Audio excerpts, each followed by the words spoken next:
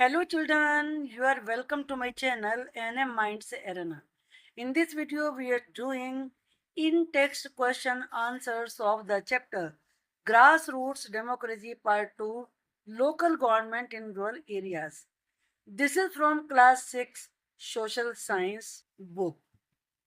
ये आपकी बुक में दिए गए क्वेश्चंस हैं जिनको हम यहाँ पर डिस्कस करने जा रहे हैं.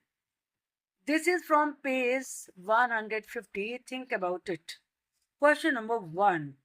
How do you think can the old maps used by Patwari be helpful for us?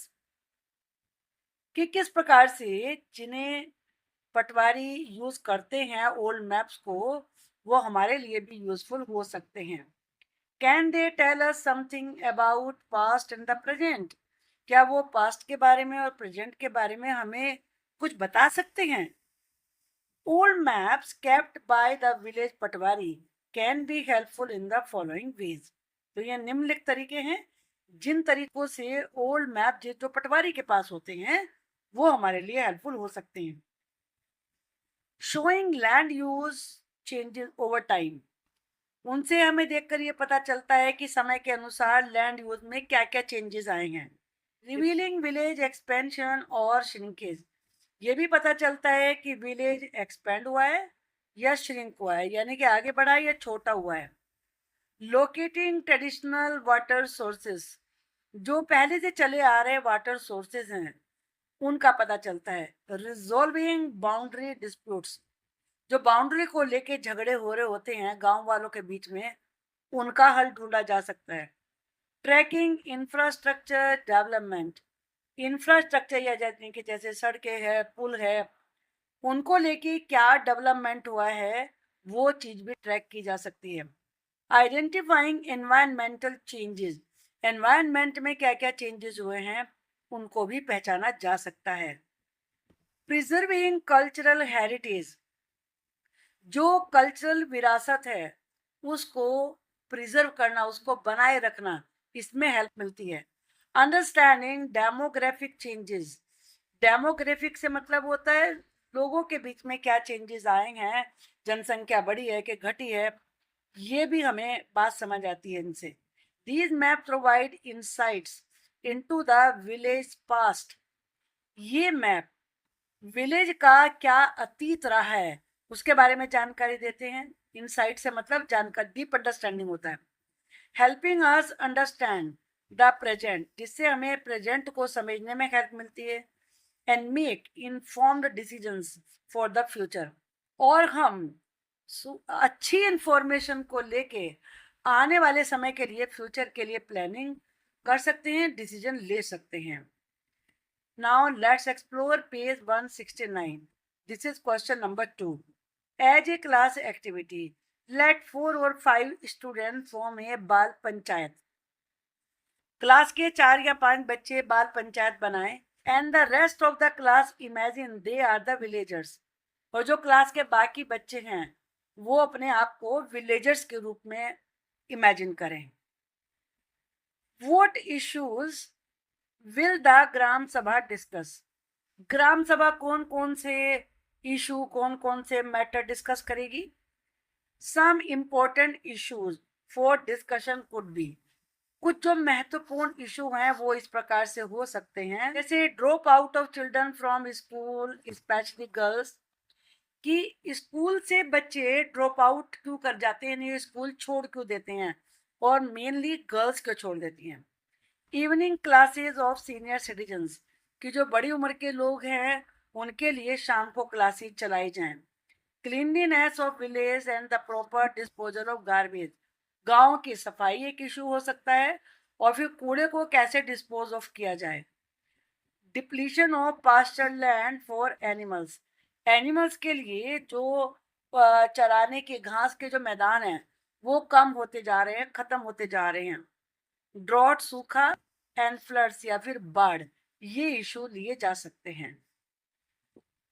वो challenges would it encounter. Encounter का मतलब सामना करना होता है. कौन कौन से चैलेंजेस इसके सामने आएंगे. The main challenges villagers would encounter are. गांव वालों के सामने ये चैलेंजेस आ सकते हैं absence of support from villagers for girl child education. Girl child education को लेके हो सकता है गांव वालों से पूरा सपोर्ट ना मिले, ड्यू टू पावर्टी, गरीबी की वजह से या किसी दूसरे कारण की वजह से, क्योंकि बहुत सारे गांव के लोग लड़कियों से भी काम करवाते हैं जिससे उनकी कमाई होती है, पैस खेत में काम करते हैं. Absence of motivation from senior citizens, जो सीनियर सिटीजन्स हैं हो सकता है उनसे प्रेरणा ना मिले, मोटिवेशन ना मिले, प्रोत्साहन ना मिले. Limited resources and man power, व्यक्ति कम हो इस काम को सपोर्ट करने के लिए या रिसोर्सेज जैसे पैसा चाहिए उसकी कमी हो. लैक ऑफ नॉलेज, नॉलेज की कमी के पूरी जानकारी नहीं है कि क्या करें, ये भी एक वजह हो सकती है. Absence of support from local authorities, जो लोकल ऑफिशियल्स हैं, ऑफिसर लोग हैं, हो सकता है उनका सपोर्ट ना मिले. What solutions will it propose, क्या सॉल्यूशन दिए जा सकते हैं. Page 169. Possible solution could be as follows. Resource mobilization from villagers and raising awareness, informing villager about benefits of education, और गांव वालों को गर्ल्स की एजुकेशन के सभी की एजुकेशन के बेनिफिट के बारे में सूचित किया जाए. Regular meetings of elders of the village, और जो विलेज के बड़े उम्र के लोग हैं वो रेगुलरली मीटिंग करें. मेकिंग स्मॉल एक्सपर्ट ग्रुप, और एक्सपर्ट लोगों का एक छोटा सा ग्रुप बनाएं जिसमें एल्डर्स हों, चिल्ड्रन बच्चे हों, एंड विमेन और स्त्रियां हों. कंसिस्टिंग का मतलब होता है हैविंग, उसमें ये होने चाहिए. Involving and taking support from local authorities, जो लोकल अथॉरिटीज हैं, लोकल ऑफिसर्स हैं, उनको भी शामिल किया जाए और उनसे सपोर्ट लिया जाए. Now think about it, page 170. Question number 3. Why do you think it is important for the government to pay more attention to the needs and problems of the disadvantaged section of society? आपके अनुसार society में जो disadvantage section होता है, यानी कि जिनको उपेक्षित किया गया, जिनको कोई ज़्यादा लाभ नहीं मिल पाए हैं अभी तक, उनकी प्रॉब्लम्स को लेना, उनकी आवश्यकताओं पर ज़्यादा ध्यान देना गवर्नमेंट के लिए इम्पोर्टेंट क्यों है. इम्पोर्टेंट क्वेश्चन है ये. The government should pay more attention to the needs of disadvantage groups, जो उपेक्षित लोगों का ग्रुप है उनकी आवश्यकताओं पर गवर्नमेंट को ज्यादा ध्यान देना चाहिए. They are often left out and ignore, उन्हें अक्सर छोड़ दिया जाता है और अनदेखा कर दिया जाता है. They face big obstacles, obstacles को मतलब बाधाएं, उनके सामने बड़ी बड़ी बाधाएं आ जाती है, उनका सामना करना होता है.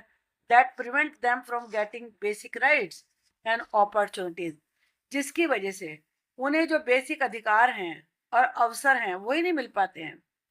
दे are more likely to be poor and treated unfairly, इसलिए संभावना रहती है कि वो गरीब के गरीब ही रह जाते हैं और उनके साथ न्यायपूर्ण व्यवहार नहीं किया जाता. Helping them can break cycles of poverty and inequality, उनकी हेल्प करने से जो असमानता और गरीबी का चक्र है वो टूटेगा. It's a matter of fairness and human rights, ये मनुष्यों के अधिकारों और न्याय का प्रश्न है, उसका मैटर है ये. इट कैन बेनिफिट एवरीवन, इससे हर किसी को फायदा होगा. And help the economy grow, और जिससे कि हमारी जो आर्थिक व्यवस्था है वो आगे बढ़ेगी. Disadvantage groups have unique experiences, जो उपेक्षित ग्रुप है इनके भी अनोखे अनुभव होते हैं. That can help improve decision making, जो कि निर्णय लेने में बड़े हेल्पफुल हो सकते हैं.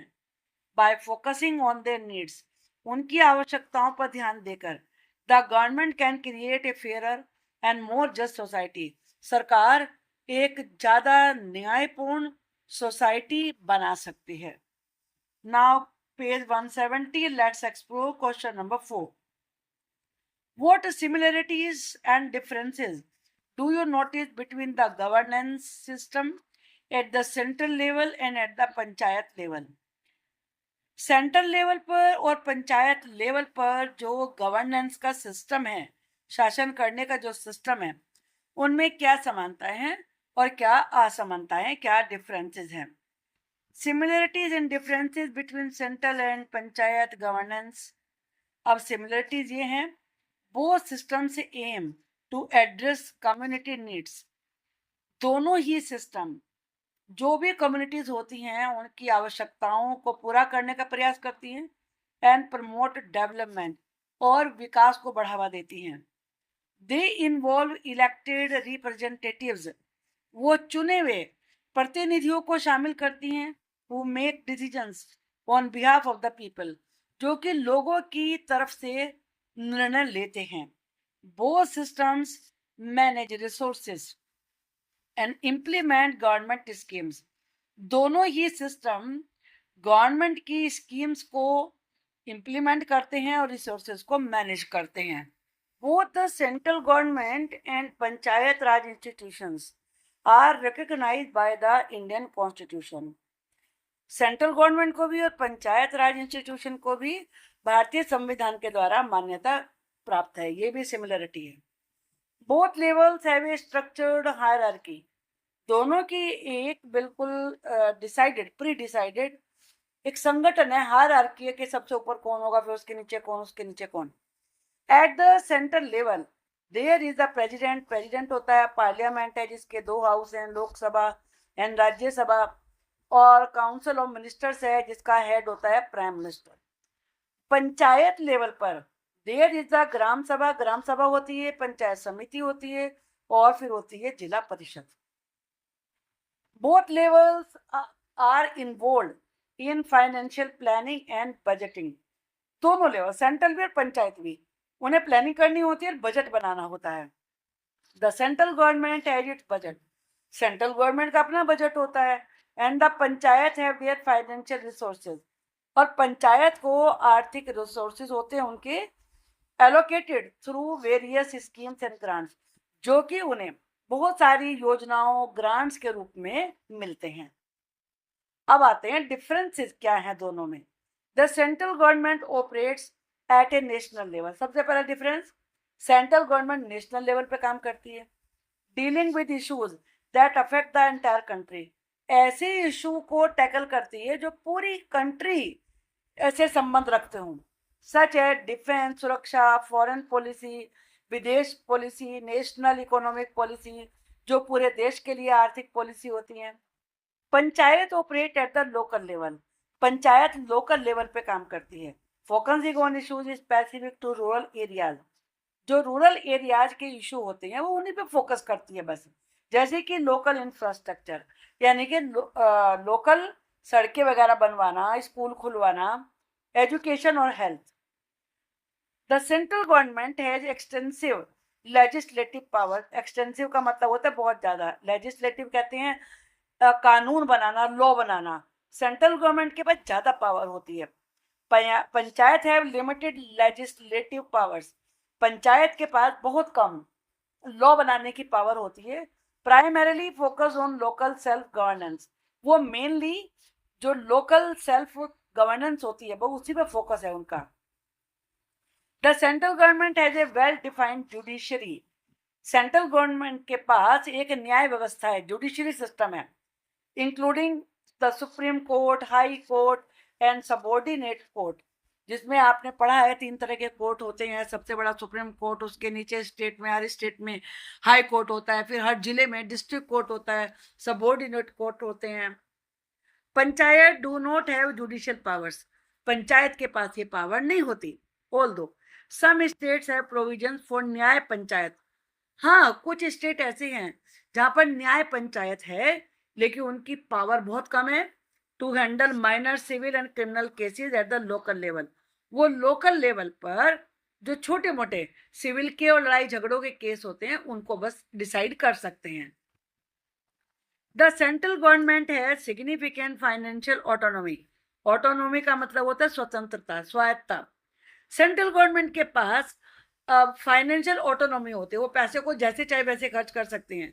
With the ability to generate revenue, revenue, आप जानते हैं कि लैंड टैक्स रेवेन्यू होता है, रेवेन्यू जनरेट कर सकते हैं थ्रू टैक्सेस, ड्यूटीज और अदर मीन्स के द्वारा। पंचायत से लिमिटेड फाइनेंशियल ऑटोनॉमी, पंचायत के पास बहुत ही सीमित फाइनेंशियल ऑटोनॉमी होती है and depend largely on grants end funds from the state, वो केवल उसी पर निर्भर रहते हैं जो ग्रांट या जो पैसा जो फंड उन्हें स्टेट से मिलता है और या फिर सेंट्रल गवर्नमेंट से मिलता है। ये एक इम्पॉर्टेंट क्वेश्चन है जिसमें आपको पता होना चाहिए कि दोनों में क्या डिफरेंसेस है, क्या सिमिलरिटी है। इसको एग्जाम के लिए तैयार जरूर करें। Question number 5, if you get an opportunity to meet a few panchayat members, अगर आपको कुछ पंचायत मेंबर से मिलने का मौका मिले, what questions would you like to ask them, आप उनसे क्या सवाल पूछना चाहेंगे।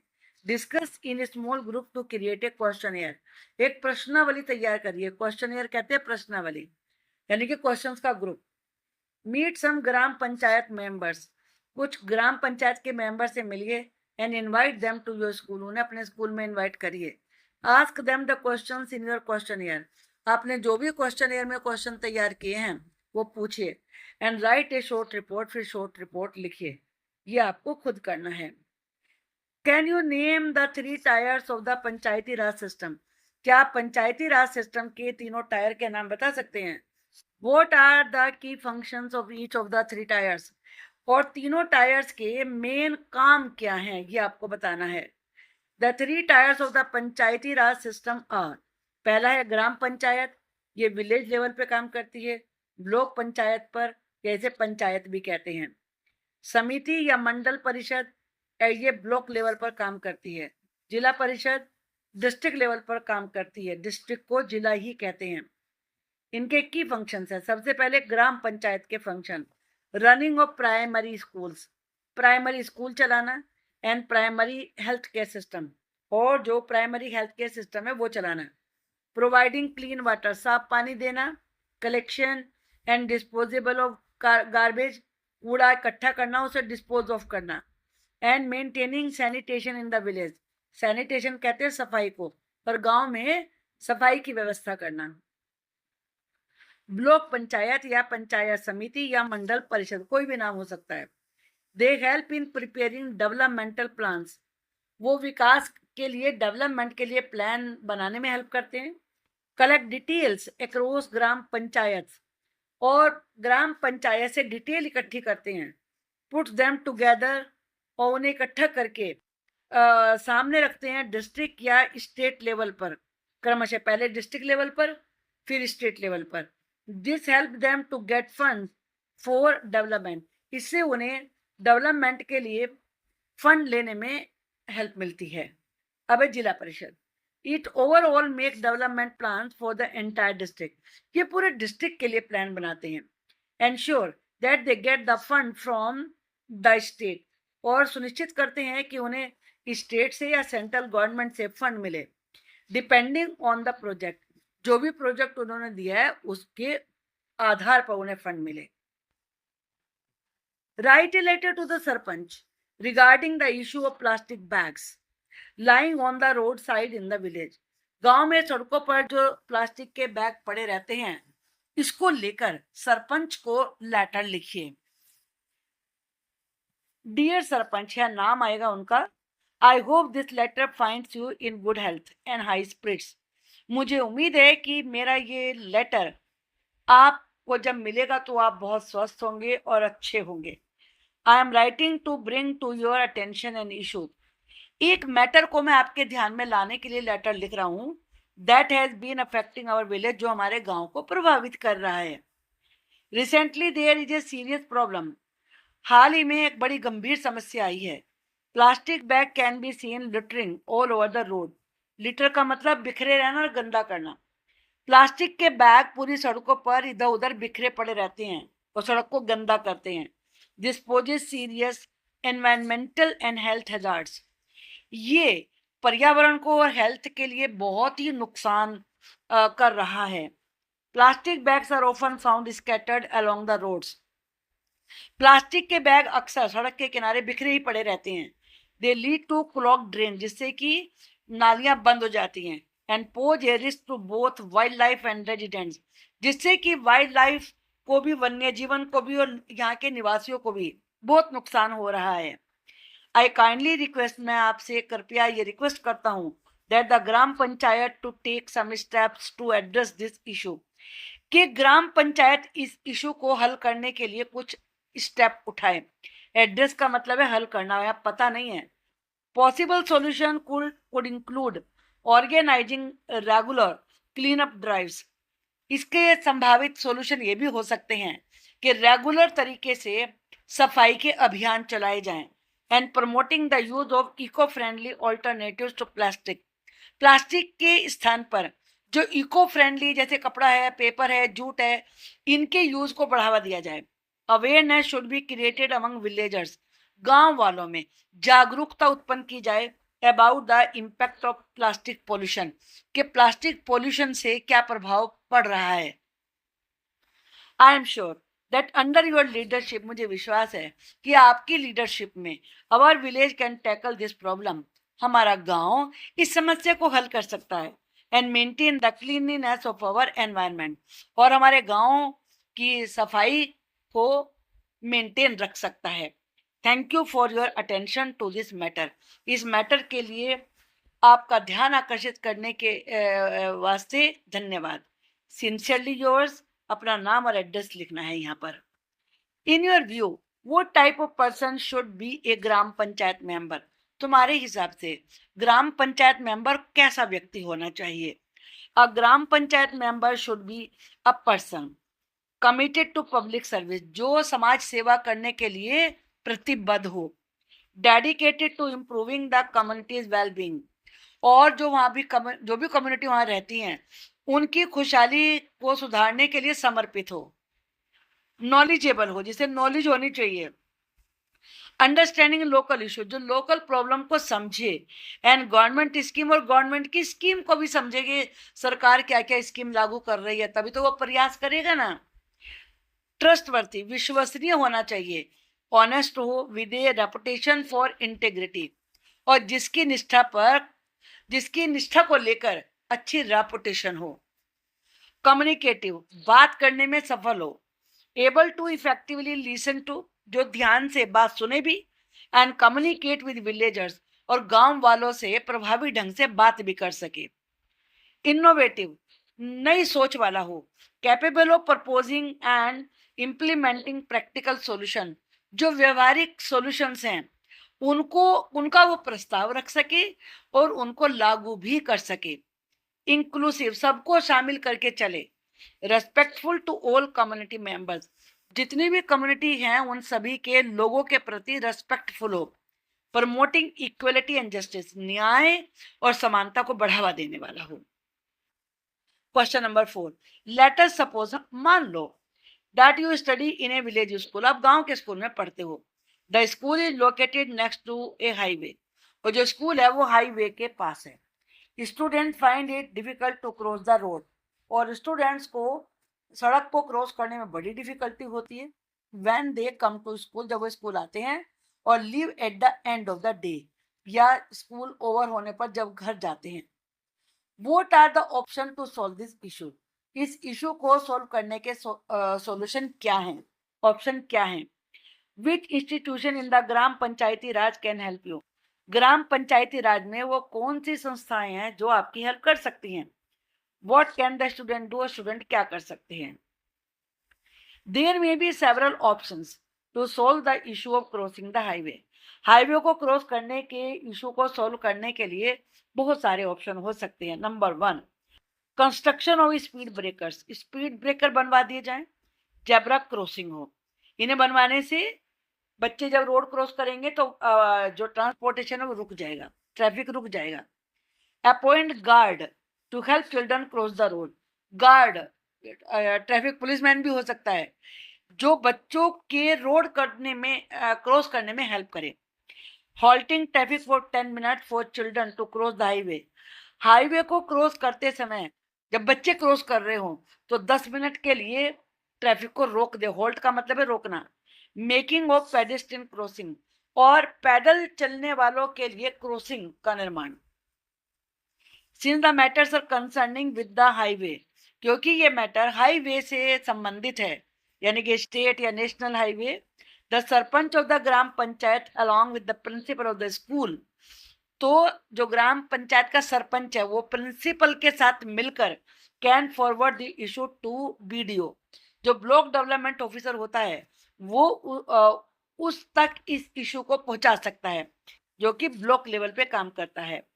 The BDO can take up this issue to DM, administrative head of the zila parishad, और बीडीओ इस इशू को डिस्ट्रिक्ट लेवल पे ले जा सकता है, यानी कि जिला परिषद का जो एडमिनिस्ट्रेटिव हेड होता है डीएम वहां तक।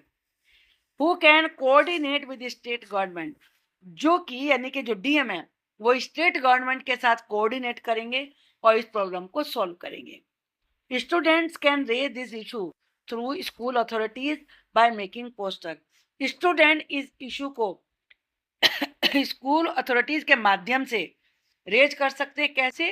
पोस्टर बनाकर, राइटिंग लेटर लिखकर, एंड रेजिंग अवेयरनेस और जागरूकता उत्पन्न करके। होप कि आपको इसमें सभी टू द पॉइंट सबसे आसान लैंग्वेज में प्रश्नों के उत्तर समझाए गए हैं।